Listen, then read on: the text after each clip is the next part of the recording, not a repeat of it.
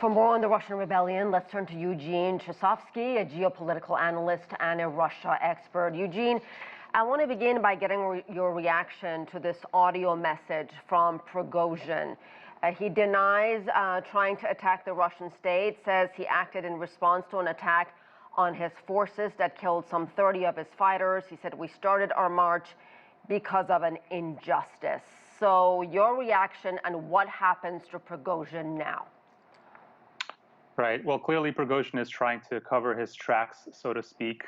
We know that there was this standoff that seems to have been taken care of, at least for now, but there are reports from Russian state media that the charges against Prigozhin are still open.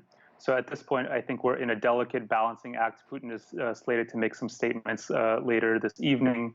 But right now, the situation is very fluid, and the ultimate fate of Prigozhin remains unclear at the moment. And do we know exactly his whereabouts and why? Why do we not know where this man is? He's allegedly in Belarus. There's been some conflicting reporting about this. Initially that he went to Belarus, but now there's some indications he could be still in Russia, perhaps even in St. Petersburg. But again, things are moving very quickly right now.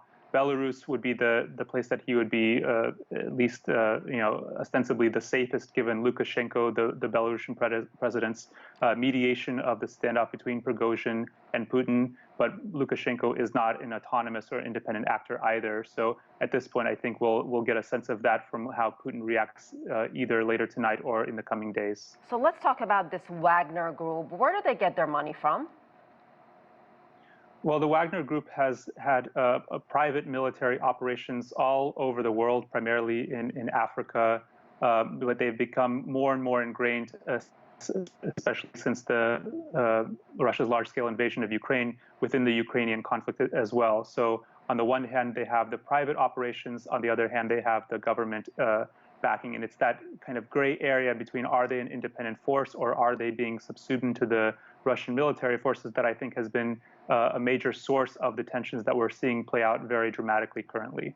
And they've been fighting in Ukraine, playing a very large role in Ukraine, might I add. So the fighters that are in Ukraine, what does it mean for them, and who's their boss now?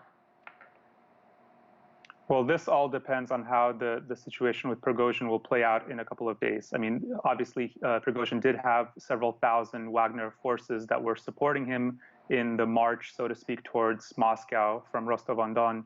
But there's still tens of thousands of fighters that are involved, whether that's in Ukraine or elsewhere in other countries. So just because Prigozhin makes these moves does not mean that the entire Wagner forces support him. So again, this is going to be a key element.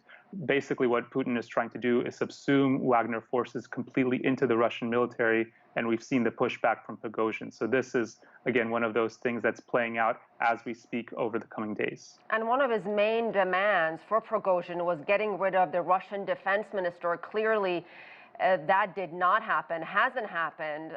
Did he get anything that he was asking for?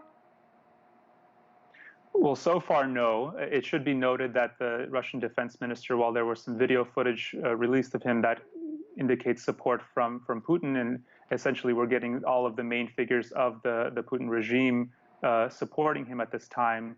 But how this plays out, it's definitely exposed some of the fissures that we've seen previously. So this, again, Prigozhin has some support. Obviously not enough to achieve its objectives, and how that plays out in the coming days will be very important for Russia's overall political situation and the war in Ukraine as well. And Eugene, by the way, Russian President Vladimir Putin is speaking right now. Of course, it's in Russian. I know you're a Russian speaker. Can you stand by with us? Can you listen to what he has to say for a second with us? Несмотря на утерю адекватности, не могли этого не понимать. Все они понимали.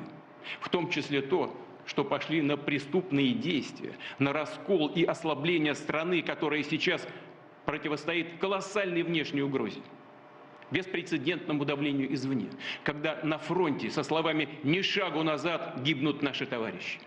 Eugene, could you hear any of that? He certainly seems very animated.